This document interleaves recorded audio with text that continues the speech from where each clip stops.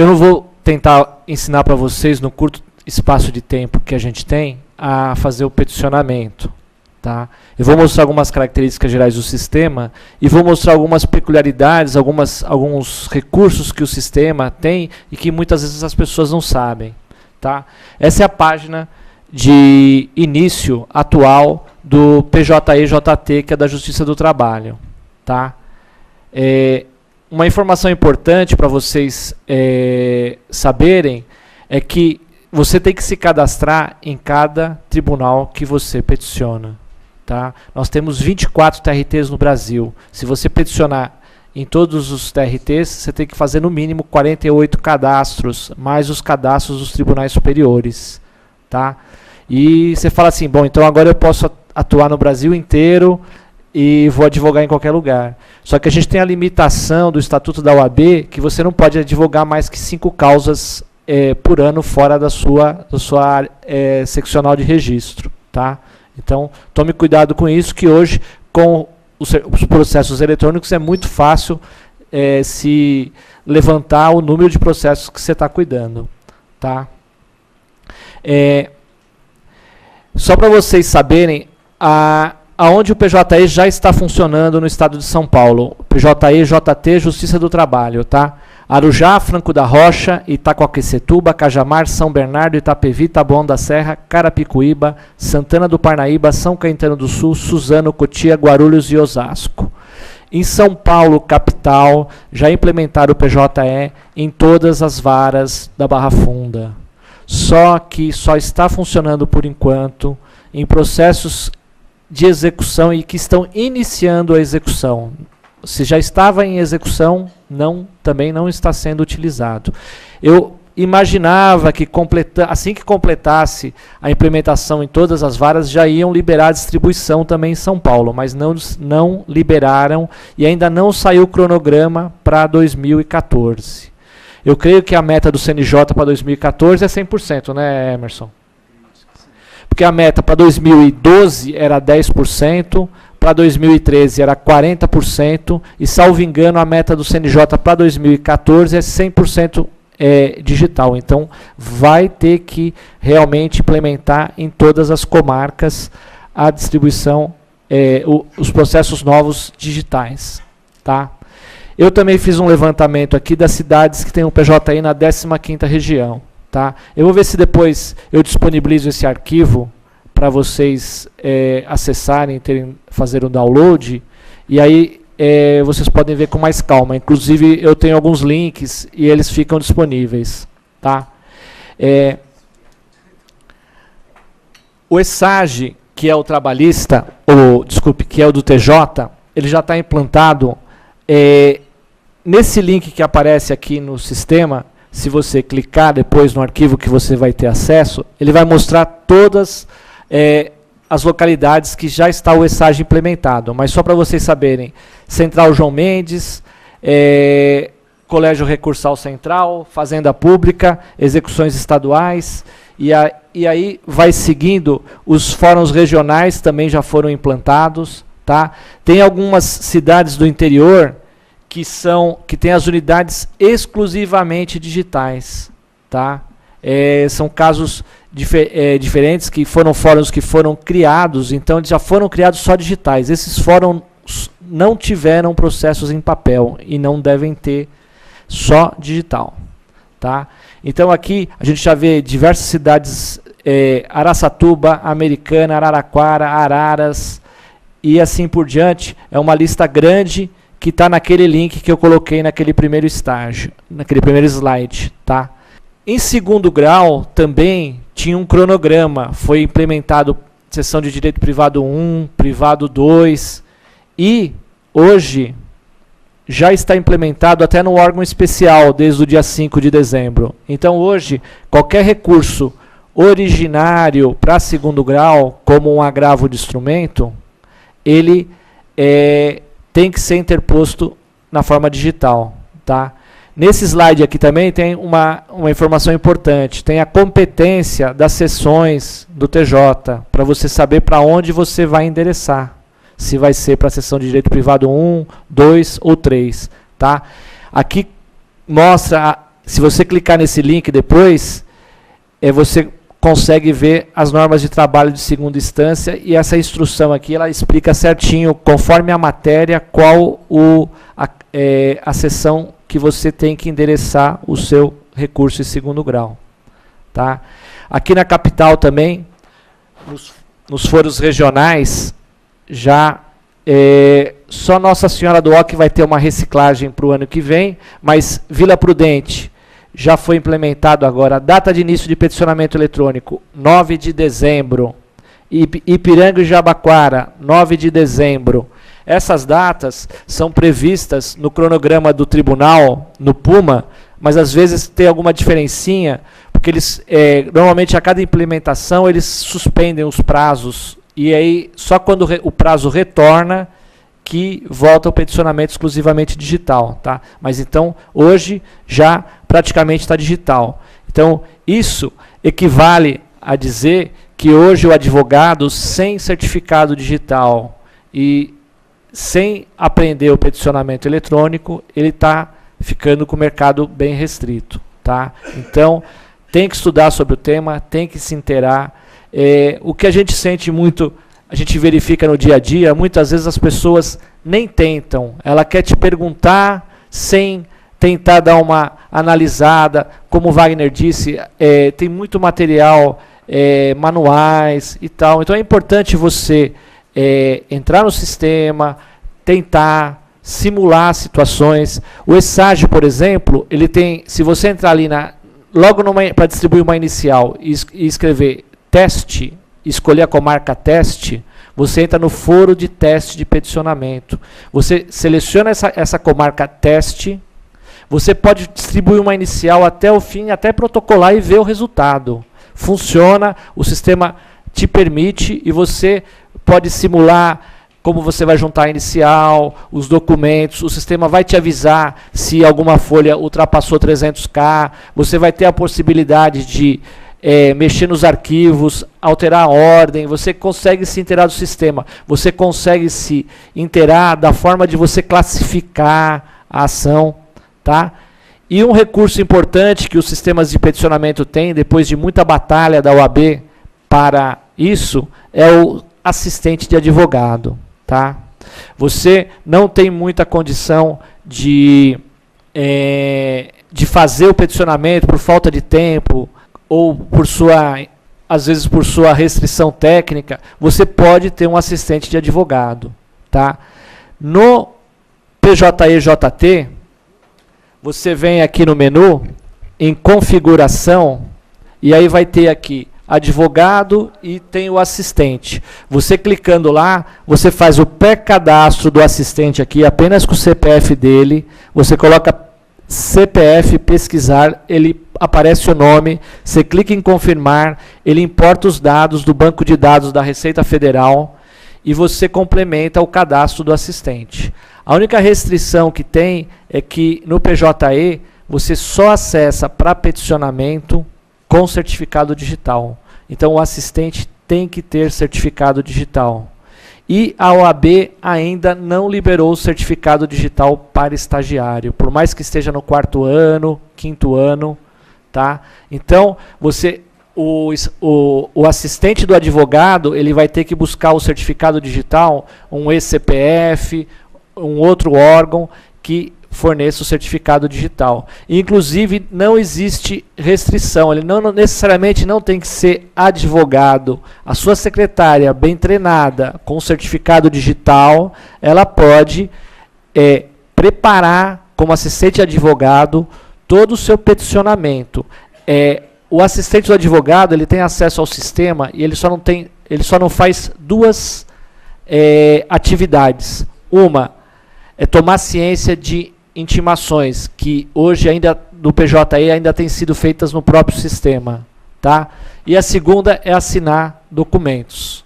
Tá? Então, o assistente do advogado ele consegue cadastrar a inicial, as partes, juntar os documentos, peticionar, e tudo vai ficar pendente para o advogado depois fazer a verificação, analisar tudo, se está de acordo, porque ele que é o responsável, e não adianta só você simplesmente entrar lá, ó, digita a senha aqui para mim e clica. A responsabilidade é toda do advogado, tá? Um assistente de advogado, ele pode, o mesmo advogado pode ter mais que um assistente e um assistente pode ser de vários advogados também, tá? O sistema permite isso. Eu só não sei como que vai acontecer, vou até perguntar pro Emerson se ele já teve esse caso, que a gente tem um grande problema no PJE, que é quando você é cadastrado com um perfil, você não consegue mudar de perfil. Então eu já tive casos que eu sei que a pessoa, por exemplo, entrou como funcionária, saiu, por exemplo, do fórum, e aí quis virar advogado, o sistema não permitia. Eu não sei se o cara cadastrando como assistente de advogado, depois ele vai conseguir virar advogado. Isso para o SAGE? Não, para o PJE. No PJE? Ah, boa pergunta. PJE ainda é misterioso. Então, a gente sabe que é complicado, tá? E no SAGE? No SAGE, eu já tive situações muito peculiares que me levam a crer que está resolvido. Porque, por exemplo, numa das aulas que eu dei lá na UAB Santos, nós fizemos um teste de pegar um colega advogado que já estava cadastrado utilizando o sistema e colocar ele como meu assessor. Ele conseguiu ficar ao mesmo tempo sendo assessor e advogado. Então, se ele, e em um outro caso também, a pessoa era cadastrada anteriormente como advogado sem certificado digital, aquelas situações em que, para a gente acessar segredo de justiça, a gente tinha que pedir uma senha no SAGE, lá no TJ, e após o certificado digital, com uma atualização da base e do cadastro dele, ele conseguiu ficar com as duas situações, como usuário e como advogado pelo certificado digital. Então o SAGE parece-me que é resolvido. O PJE já... Então, agora eu vou aproveitar essa oportunidade para dar uma informação para vocês em primeira mão.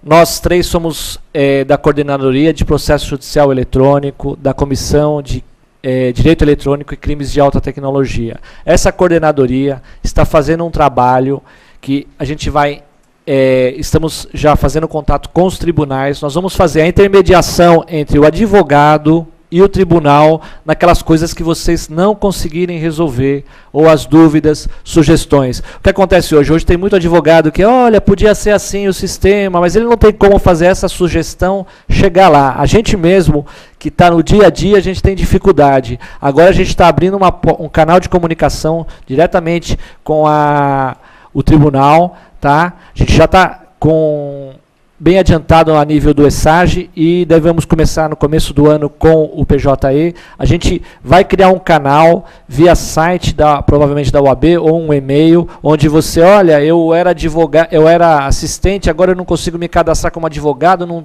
dá jeito nenhum, eu ligo no suporte, o suporte não resolve. A gente vai tentar intermediar isso e resolver. Quer falar mais alguma coisa sobre o nosso trabalho na coordenadoria? Posso só adiantar que nós já estamos trabalhando essa questão da comunicação direta, é um exercício que eu não posso deixar de dizer que é uma força do Marcos, junto comigo, mais do que eu junto com o Marcos. E eu estou como coordenador no momento, mas é uma coordenadoria que todos nós colocamos a mão para acontecer. E a gente tem alguns desafios, uma das coisas que até não comentei contigo, mas o Oscar, Dr. Oscar, que é um outro colega nosso, se propôs a refazer a nossa cartilha de processo eletrônico que está no site da OAB. A nossa comissão tem uma cartilha um pouco mais antiga, dos idos de 2011, então está para começo de 2012, está bem desatualizada. Nós teremos uma versão nova dessa cartilha, que com certeza vai ter esse passo a passo para ajudá-los também. E dentro desse trabalho, na verdade, é somar forças para que o advogado fique mais confiante que realmente é uma melhora, é uma mudança que vem para melhorar e não para nos travar. Estava conversando com uma doutora da comarca de Barueri essa semana, fui despachar e aproveitei para ver a percepção do outro lado, né? Que a gente está aqui sempre olhando para nós, né? Nossas dificuldades, o advogado que não consegue peticionar. E eu sempre gosto de questionar aí os tribunais. E a doutora estava me comentando das dificuldades dela, né?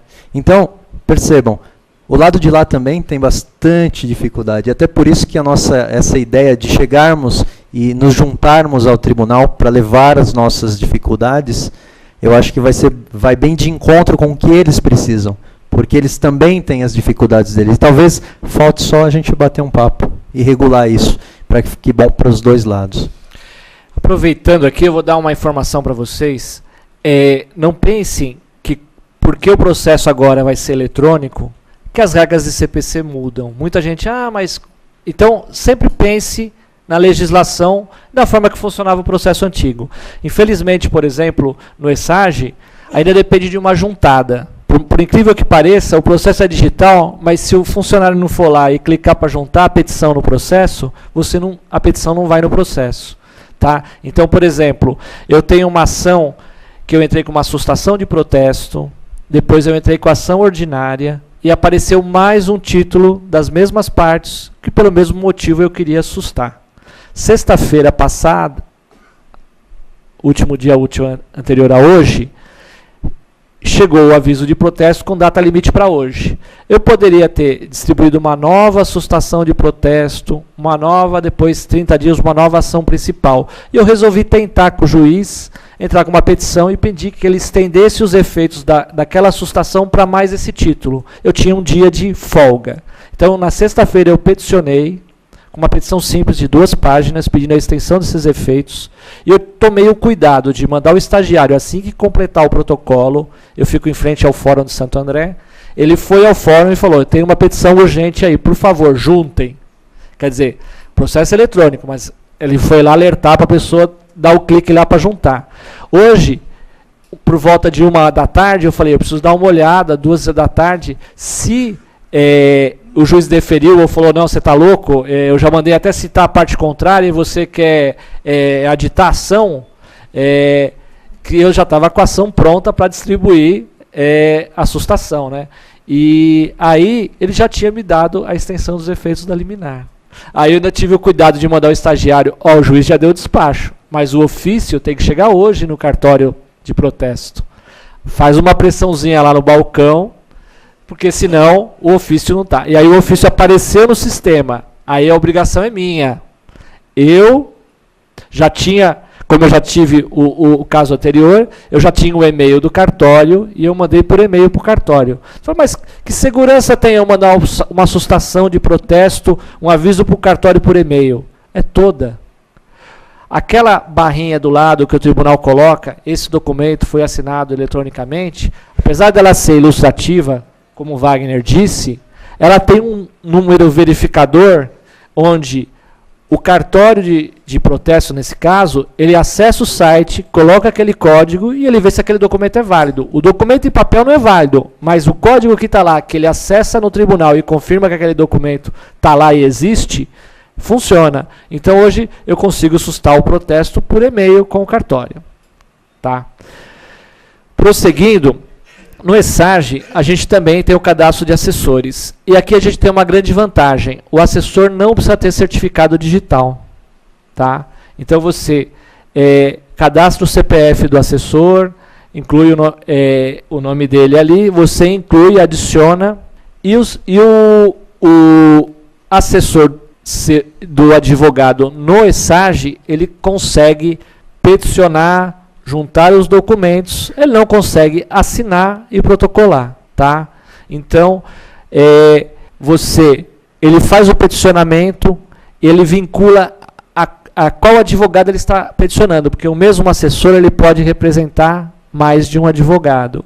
Aí ele, automaticamente, quando você entrar no sistema, você entra menu, peticionamento eletrônico, aí você vai entrar lá se é primeiro grau ou segundo grau. Primeiro grau, aí vai ter petição inicial, petição intermediária e consulta de petições. Você vai clicar em consulta de petições, vai clicar em petições iniciais ou intermediárias e que estiverem em cadastramento ou que estiverem aguardando protocolar e assinar. A petição vai estar lá pronta, você vai repassar passo a passo, que o próprio sistema te obriga a isso. Você vai ver se ele fez todas a qualificação do tipo da petição, se tiver valor da causa, tudo, você vai passar por todas as telas e você vai assinar. Então, é muito importante esses recursos de cadastramento de assessores.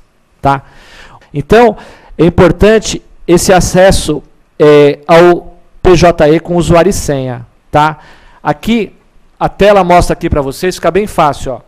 Na configuração, pessoa tem advogado, assistente do advogado e cadastro de senha, aquilo que eu estava explicando para vocês. Você clicando aqui em cadastro de senha, você coloca no seu login ali, diz que quer cadastrar uma senha, você cadastra a senha e agora na tela inicial do próprio PJE tem essa segunda opção aqui, consulta processual, login e senha. Você clica nela, ela abre uma outra tela, você vai ver aqui do lado direito que está escrito logar, você clica em logar, você vai pôr o seu usuário, que vai ser sempre o seu CPF, a senha que você previamente cadastrou lá, então não adianta você querer consultar se você não tiver certificado digital, porque você só consegue cadastrar sua senha lá no sistema se você tiver o seu certificado digital. Você loga, o seu usuário aparece e você pode consultar o processo clicando aqui em consulta processual e colocando o número, tá? Essa funcionalidade permite a visualização completa do processo de forma mais ágil. Processos com segredo de justiça ou sigilo podem ser visualizados somente com certificado digital. Isso continua dessa forma, tá? E as funcionalidades consulta processos de terceiros e consulta pública que existiam dentro do sistema lá com certificado digital foram eliminadas. Tá? E a pesquisa tem que ser feita por login e senha. O que acontece? Esse sistema de consulta eu achei muito interessante, mas de um outro lado, ele não permite fazer o download do processo na íntegra, como a gente consegue no próprio sistema com certificado. Tá? Pelo menos até o dia que eu consultei aqui, você só conseguia fazer download peça por peça, o que é meio complicado. Porque eu uso, se você tem uma internet boa e utiliza, eu costumo fazer o download do processo, faço o download do processo. No ESAGE a gente tem uma grande vantagem, que as folhas são numeradas pelo próprio sistema, então você consegue, por exemplo, baixa lá da folha 1 até a folha 100, depois você pode baixar da 101 até a 200 e criar arquivos para você não ter que ficar fazendo o download do processo na íntegra. Tá? No PJE as páginas não são numeradas. Infelizmente, se você quiser citar algum documento, você tem que citar ele pelo ID, que é o número de identificação quando cadastrou a peça. Dizer a data e dizer o ID é um pouco complicado. Por isso que eu tenho por padrão, quando eu vou juntar os meus documentos, seja na inicial ou seja na contestação, eu numero os documentos no nome do arquivo. Então, por exemplo, eu vou distribuir uma inicial. O arquivo que eu vou juntar vai ser documento 01, procuração. Documento 02, declaração de pobreza. Documento 03, CTPS. Documento 04, olerite, contrato de trabalho. E vou indo e vou mudando o número. Convenção coletiva. Para facilitar na hora que você for dizer para o juiz, olerite do paradigma, documento 33. Aí, se eu quiser fazer, por exemplo, uma razões finais, um recurso, dizer, olha, excelência, ele tem que ganhar igual o paradigma. O salário dele, conforme o documento 22, era R$1.000, e o paradigma, conforme o documento 33, era 1.200. Eu quero a equiparação. Porque imagine o seguinte, uma coisa muito importante para você. Tem advogado que fala assim, eu vou jogar todo o documento diverso aqui, o juiz que se vire, eu não tenho obrigação de ficar colocando o nome e detalhando. Aí que você está enganado. Porque você tem que imaginar que o juiz tem que facilmente identificar o que você está pedindo e achar a prova nos autos. Se você achar que você está fazendo da forma mais fácil para você, você tem que pensar da mesma forma. Nem você que sabe tudo que você juntou no processo, às vezes fica difícil de você localizar um documento. Imagina o juiz para julgar. Tá? Então, procure sempre facilitar, juntar, detalhar. Se você não conseguir, às vezes você pode, agora com essa facilidade que eles vão deixar a gente fazer petição em PDF, num PJE, por exemplo, você pode recortar uma imagem do próprio olerite, do próprio processo, colar a imagem no seu documento. Tá? Tem um monte de recurso para você fazer que o juiz visualize que o que você está pedindo é devido, ou ao contrário, se você está pela reclamada e quer contestar. O documento, ele nunca me recolheu o fundo de garantia. Não, o extrato tal mostra os depósitos. E você pode juntar. Tá?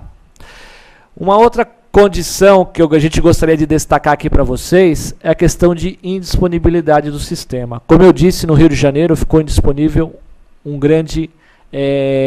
vários dias durante o mês de outubro, tá? Particularmente, eu fiz um levantamento aqui no mês de dezembro, aqui no TJ São Paulo, por exemplo. O sistema acusa que no dia 4, ele ficou 1 minuto fora do ar, das 14h30 às 14h31, e 1 minuto depois das 16h12 às 16h13. 2 minutos. E no dia 5 ele ficou 6 minutos. Então o que acontece? Dentro do PJE já existe uma regulamentação que se das 6 da manhã às 23 horas da noite o sistema ficar mais que 1 hora fora do ar, o seu prazo está automaticamente prorrogado para o primeiro dia útil seguinte. Só que isso só no último dia do prazo. Tá? Não é porque o prazo é 10 dias, ficou um dia fora do ar, você vai ter 11. Tá? Só se no 10º dia estiver fora do ar, você vai ter a prorrogação para o dia seguinte. Tá? No ESAG não existe essa regulamentação ainda. A gente briga para que, da mesma forma, ficando 1 hora fora do ar, o prazo seja prorrogado. A gente depende que o tribunal dê uma certidão de indisponibilidade e que também conste que o prazo foi prorrogado. Tá? Uma outra informação no PJE, se a indisponibilidade for de 1 minuto, qualquer tempo, das 11 da noite à meia-noite, o prazo automaticamente é prorrogado. Tá? Só o que a gente sempre orienta os advogados? Nunca deixe para o último dia do prazo. Tá? Como tem esse problema, às vezes o problema não é do sistema, às vezes o seu problema é a internet.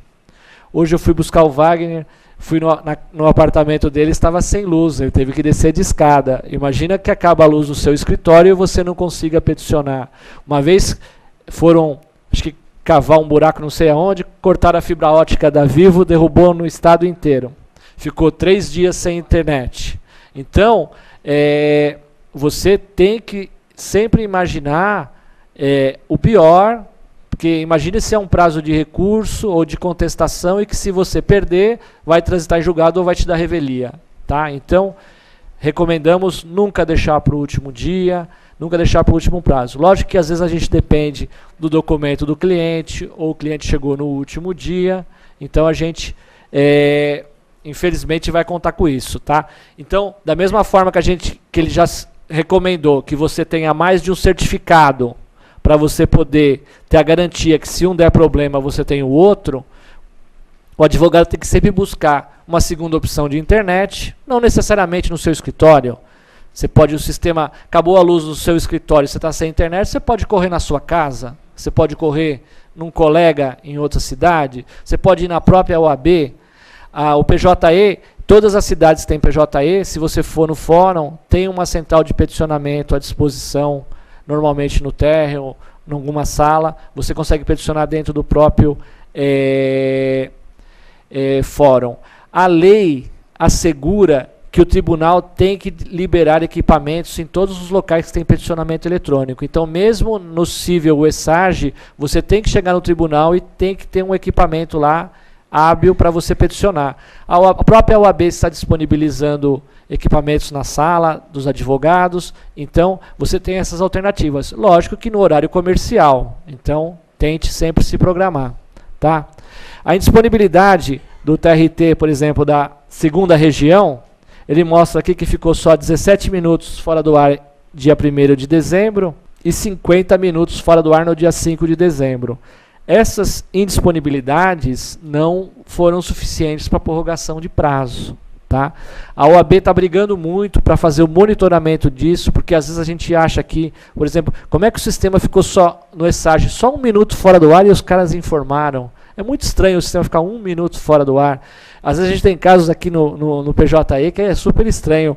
Ficou 59 minutos num dia, no dia seguinte ficou 59 minutos. Nunca chega a 1 hora para prorrogar o prazo. Tá? Então a OAB está tentando fazer o monitoramento dessas indisponibilidades, um órgão de auditoria externo, de forma que fique realmente assegurado ao advogado a devolução do prazo quando o sistema não estiver disponível.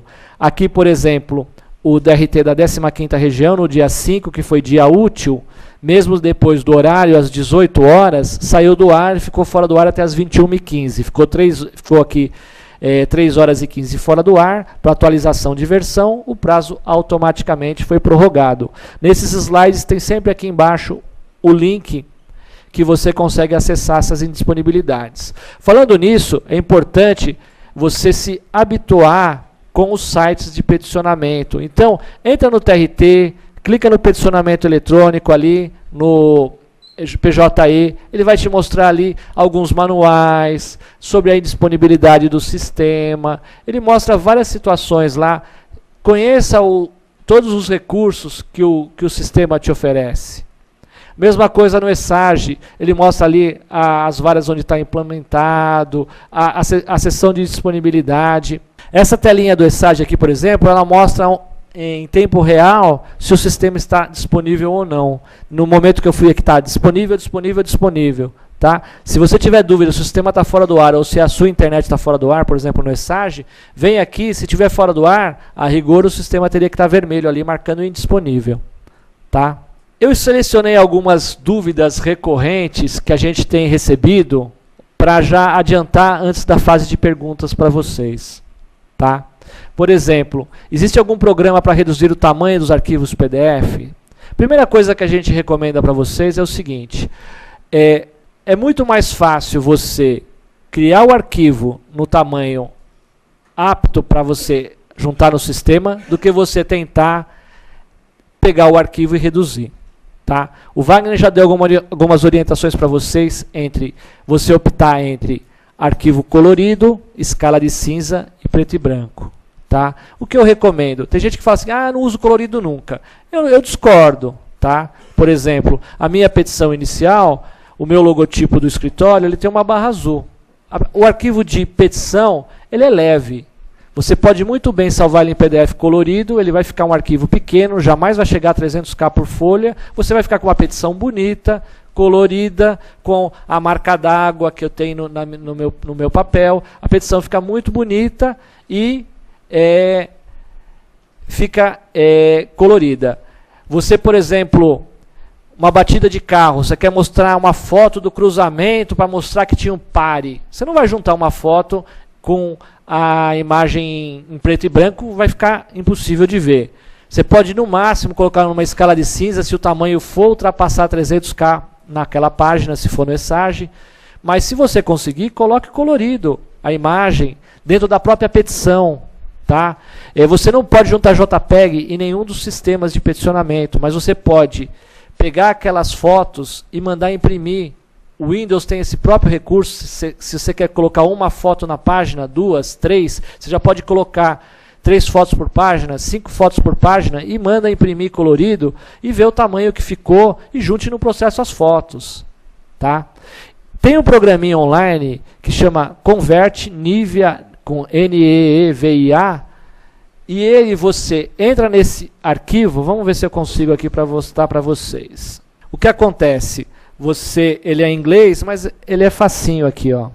Eu acho até que dá para mudar a linguagem, acho que o meu muda, o meu muda a linguagem, mas aqui vamos em inglês mesmo para vocês verem. Média compressão e média qualidade de imagem. Você pode colocar aqui máxima compressão, tá? Você clica em escolher o arquivo, ele vai fazer o upload do arquivo e já te devolve o arquivo em poucos segundos, se a internet for boa, com o tamanho que ficou. Você já olha, então você não precisa necessariamente ir para a resolução máxima compressão. Você pode ir na média, ver o tamanho que ficou, não, continua grande. Você volta e pode ir fazendo, o sistema reduz o arquivo e funciona bem quando você já tem o arquivo criado, que não dá para você escanear novamente. Ou às vezes é só uma página, às vezes é mais fácil você comprimir do que gerar novamente.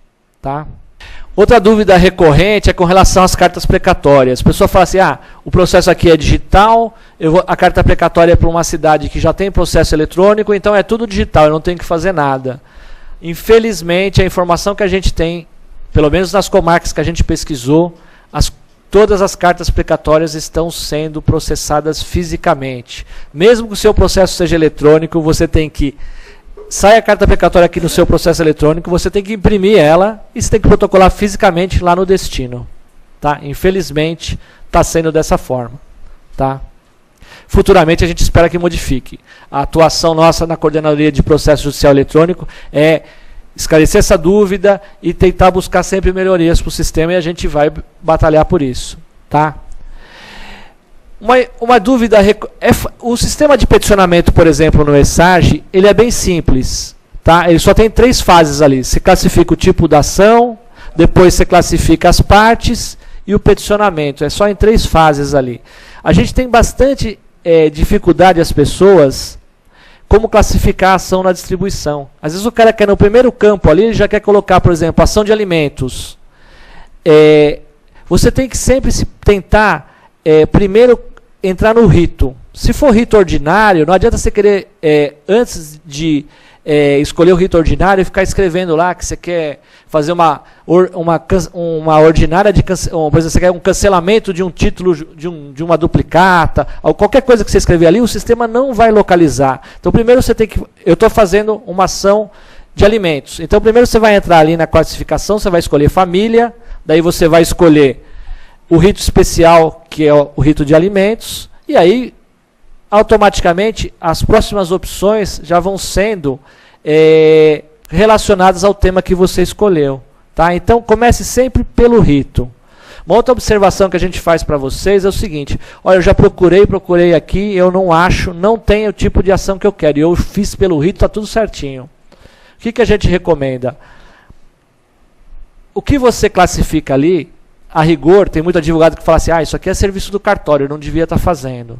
Mas está fazendo para facilitar. Tá? Isso, para vocês saberem, ele passa por uma revisão de um funcionário do fórum, que mesmo que você faça algum absurdo ali, ou alguma coisa até próxima, mas que teria uma condição mais adequada, a pessoa do tribunal tem poder de reclassificar e consertar isso. Então, você escolhe o mais adequado e classifica. Tá?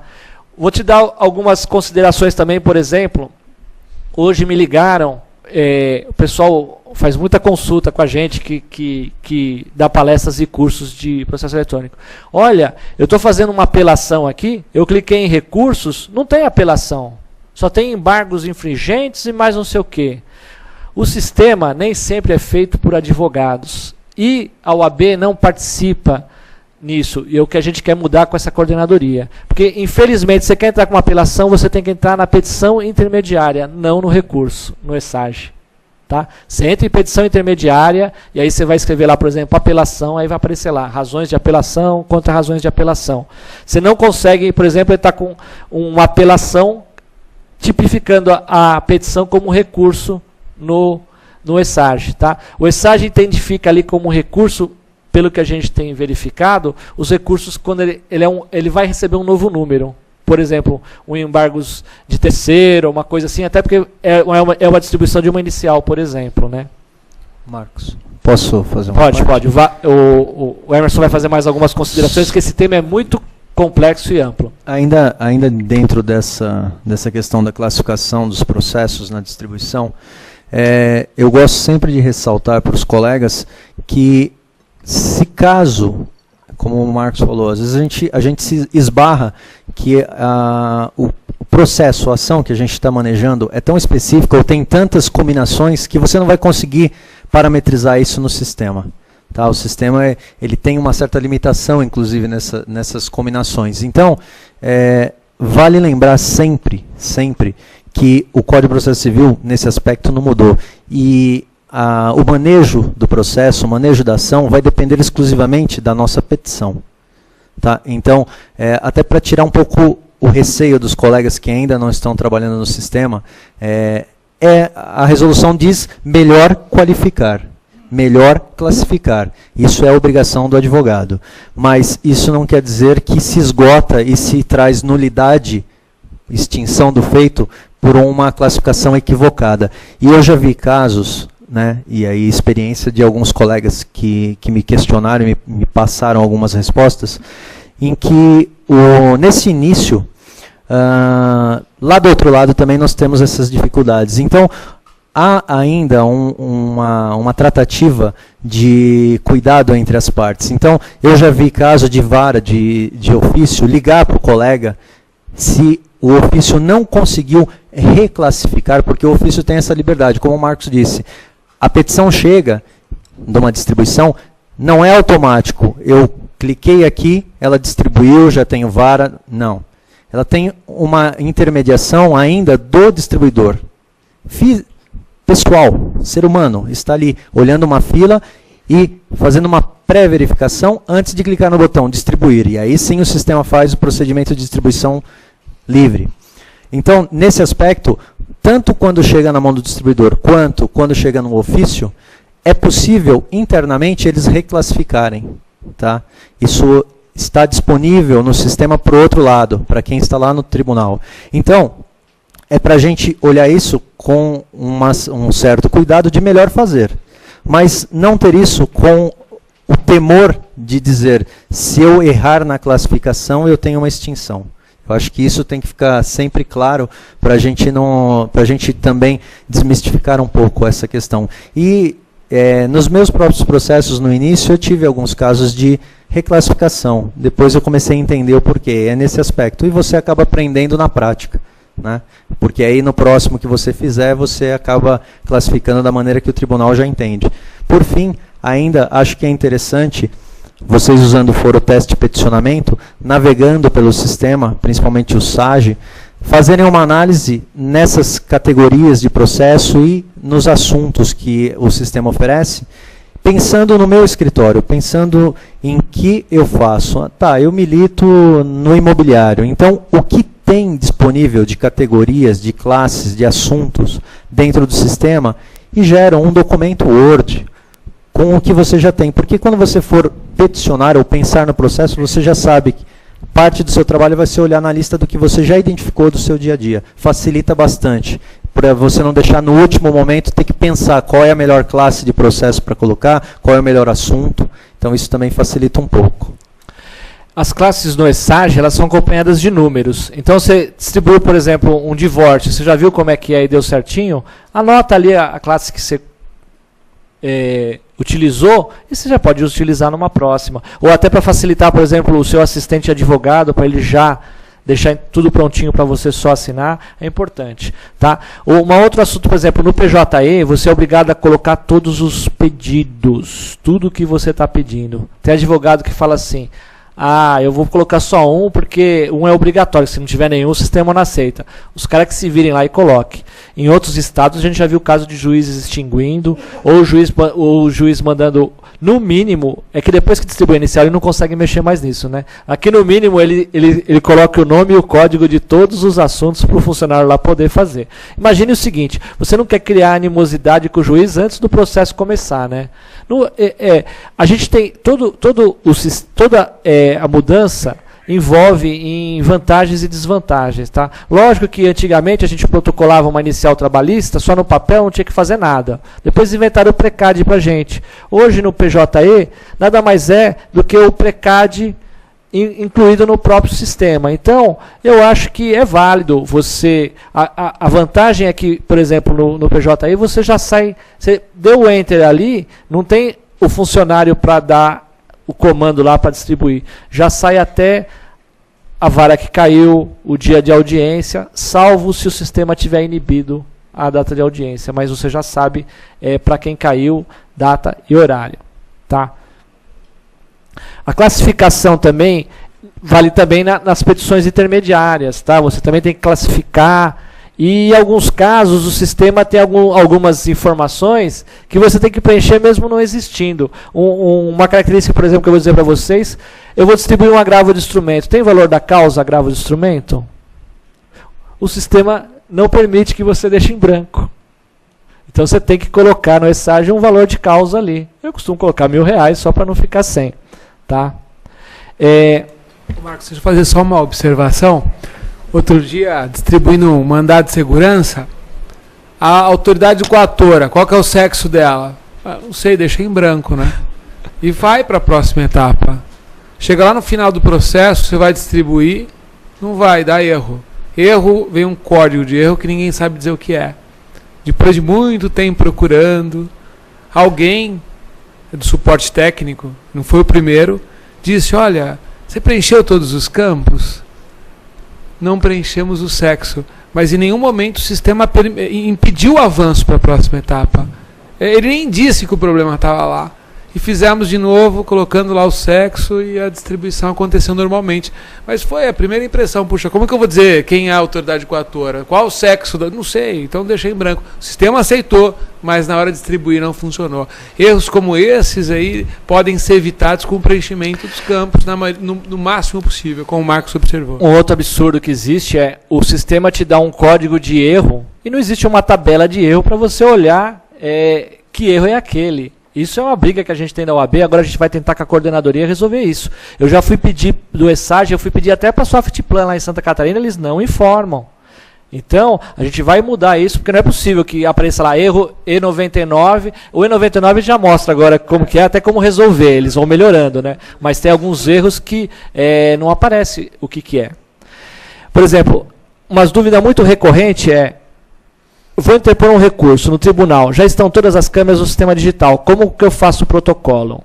Então, a regra geral no ESAG é o seguinte, no TJ, processo físico segue físico até o final. O recurso endereçado e protocolado em grau superior, que recebe novo número de distribuição, é eletrônico, como no caso do agravo de instrumento. Tá? Então, você tem uma ação, seja ela física ou eletrônica, você foi entrar com o engravo de instrumento, desde o dia 5, que faltava só a câmara especial, que agora também está eletrônica, 100% das câmaras das sessões do tribunal estão eletrônicas. Então, hoje você não consegue mais distribuir agravo físico no tribunal. Tá? Todos os agravos de instrumentos são eletrônicos. Tá? Agora, eu vou fazer uma apelação. O tribunal está tudo eletrônico, então é eletrônica. Não. O seu raciocínio é o seguinte, você vai peticionar para quem numa apelação?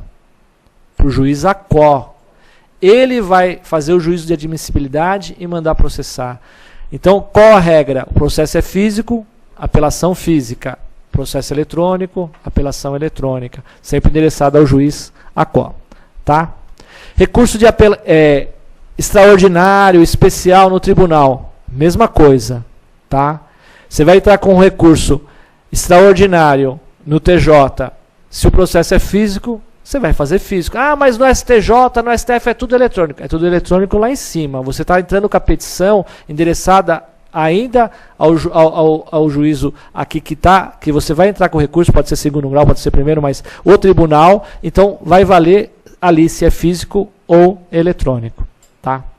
Do agravo eu já disse para vocês. A história do peticionamento, cada peticionamento, cada arquivo, cada documento é um arquivo, tá? Tem gente que vai juntar um documento com 7 páginas, junta 7 arquivos no sistema. O que demora sempre é você fazer esse upload, clicar. O upload em si, o arquivo é pequeno, é rápido, mas esse ficar de clica aqui, clica ali, demora muito. Então, o que a gente recomenda? Use o PDF-SAM, junte todos os arquivos. No ESAG pode ser até 30 MB. Depois o que acontece? O próprio sistema do ESAG, ele não aceita arquivo maior que 1 MB. Só que ele mesmo parte, ele renomeia, ele escreve parte 1, parte 2, fica muito fácil de ser identificado, desde que o nome desde que o arquivo seja qualificado da forma correta. E o grande entrave é aquilo que o Wagner já disse, 300 KB por página. Isso às vezes eu já tive caso que eu pus 310 e aceitou, eu já tive caso que eu pus 308 e não aceitou. Porque o sistema ele tenta otimizar. Se tiver pouca coisa maior, o sistema tenta otimizar. Se ele consegue, ele otimiza e junta um pouquinho menor. Mas às vezes ele não consegue otimizar. Tá? Outra pergunta que eles fizeram outro dia para mim é, eu vou fazer um agravo de instrumento, é eletrônico. Eu imprimo tudo, as cópias, bato um carimbo, confere com o original, assino do lado, igual eu fazia antigamente, quando eu juntava o agravo? Não precisa. Tá? Se o processo for digital, você simplesmente vai lá no download do processo, seleciona os arquivos que você quer fazer o download, você já faz o download deles em lote já, só dos arquivos necessários, tá? Eles já vão vir no tamanho correto e você junta no processo eletrônico para eletrônico. No físico, você escaneia os arquivos e automaticamente, com base na lei, que diz que tudo que o advogado junta no processo tem mesma força probante do original, você não precisa nem escrever. A lei já te atribui o poder de que tudo que você está juntando é igual ao original. Tá? E sob a sua responsabilidade. Aí entra um assunto importante para vocês tomarem cuidado com os documentos que vocês recebem do cliente. Imagina que o seu cliente traz lá um pedido de demissão já escaneado, assinado pelo reclamante, e você junta no processo. O reclamante fala, eu nunca juntei isso, ele entra com incidente de falsidade. Primeiro, o tribunal vai pedir para você trazer o original. Onde está o original? Nem com você está. Aí, a parte vai te dar o original, foi falsificado e você assinou e enviou como se fosse conferia com o original.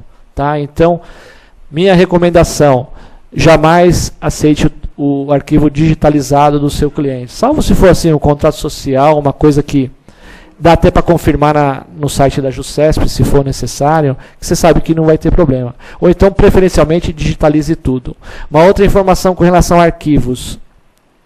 Pela previsão legal, até 2 anos após o trânsito em julgado, que é o prazo da ação rescisória, os originais têm que ser guardados. Tá? Então, mesmo que o processo encerrou, você está com os originais, se você for devolver para o seu cliente, devolve mediante protocolo e alerte ele que ele tem que guardar pelo menos 2 anos. Só que 2 anos também é na teoria, porque na prática a pessoa pode entrar com a ação com 1 ano, 11 meses, 29 dias... Depois você demorar mais 6 meses, mais 1 ano para ser citado. E aí, você fala, já passou os 2 anos, já joguei fora. Tá? Eu já vi caso de uma rescisória uma vez que demoraram 5 anos para achar a parte contrária. Então, toma muito cuidado com documentos. Tá? Perguntaram também se aquele sisteminha de caixa postal que tem no ESAGE, se saiu no andamento assim, certidão de remessa de intimação para o portal expedida. A pessoa está falando, mas será que foi lá para cima? Fique tranquilo, tá? No ESAGE, todas as intimações são exclusivamente via diário oficial. Tá? Você não é intimado pelo próprio sistema. Ah, mas eu fui lá, fiz o download, eu fiz ciência, o sistema não registra, não tem validade como ciência. Tá? Se você quiser antecipar alguma coisa para poder... Eu quero agravar, eu quero tomar ciência, não foi publicado, entra com uma petição dizendo que você tomou ciência e aí você prossegue. Porque você precisa tomar ciência para poder agravar, por exemplo. Tá? No PJE, depois de muita batalha da OAB, a OAB também conseguiu que fosse lançada uma resolução onde obriga o retorno das publicações de todas as decisões do Diário Oficial. Você não ser mais citado no sistema. Só que isso depende de implementação de condições no PJE que, pela informação que eu tenho, ainda não foram disponibilizadas. Tá? Então, futuramente deve retornar para a gente, tanto no PJE como no ESAGE. Você só vai ser intimado via Diário Oficial até segunda ordem. Marcos, tem uma informação, eu tive no mês de novembro agora, dando aula em Caraguatatuba, e o TRT-15 já está funcionando de volta ao DJE. Ele deixou de ter essa obrigatoriedade de olhar o sistema para você acompanhar as intimações, que era bem prejudicial, e já passou desde o começo de novembro. Eles não esperaram nem a nova reedição lá, que houve na resolução, e já começaram a devolver, né, as publicações para o Diário de Justiça como deveria ser. Tá? Do TRT2 ainda não sei, não tive nenhum caso, mas TRT15 é certeza que já está ocorrendo. Então, e a gente tem esse problema. Além do sistema, apesar de ser PJE ser único, cada tribunal implementa uma versão diferente do PJE. E pior, eu já vi versões com o mesmo número, com recursos diferentes. Alguns implementam um recurso, outro não tem. Por exemplo, essa função de assistente de advogado, a gente brigou tanto para ter aqui no PJE da Justiça do Trabalho, tinha vários TRTs do Brasil e em São Paulo não tinha. Tá? Uma outra função também que alguns tribunais têm, eu não coloquei aqui porque a matéria era um pouco longa, mas tem sistema de peticionamento de teste também nos TRTs, inclusive na ENA, na Escola Nacional de Advocacia, da qual eu já ministrei cursos. Eu e o Emerson, estivemos em Brasília no curso de multiplicadores e eu já dei uma palestra pela ENA em Goiânia e em Anápolis. 2 em Goiânia e uma em Anápolis. Tá? A parte do DVD aqui eu já tinha dito, né? Se você tiver uma prova de vídeo, você cita o artigo, o parágrafo 5º do artigo 11º e você junta em cartório. Mas nunca esqueça, se você quer juntar isso na contestação você tem que citar que você quer juntar como prova um vídeo e que, como ele não pode ser enviado no sistema, você vai apresentar em cartório no prazo de 10 dias. Eu já tive casos em que a pessoa foi com a petição lá e receberam, e eu já tive casos em que o cartório falou assim, não precisa de petição, você só me dá o arquivo aqui e eu guardo. Aí eu não sei como é que você tem que te dar um recibo, né, que você entregou. A indicação que nós temos é, no mínimo, um recibo, né? Porque as coisas tem às vezes no tribunal as coisas criam pernas. Então é importante um recibo para a gente não correr riscos com as nossas provas. Ok? Uma outra batalha da OAB é com relação justamente ao recibo da sua petição. Os recibos que o sistema emite, às vezes ele não diz o que está no arquivo, o que seguiu, então é complicado. Tá? Juntar vários arquivos de PDF. O Wagner já explicou para vocês o PDF-SAM, até mostrou. Tem recursos online também. Mas lógico que eu também uso o PDF-SAM, que é muito mais prático e fácil de utilizar.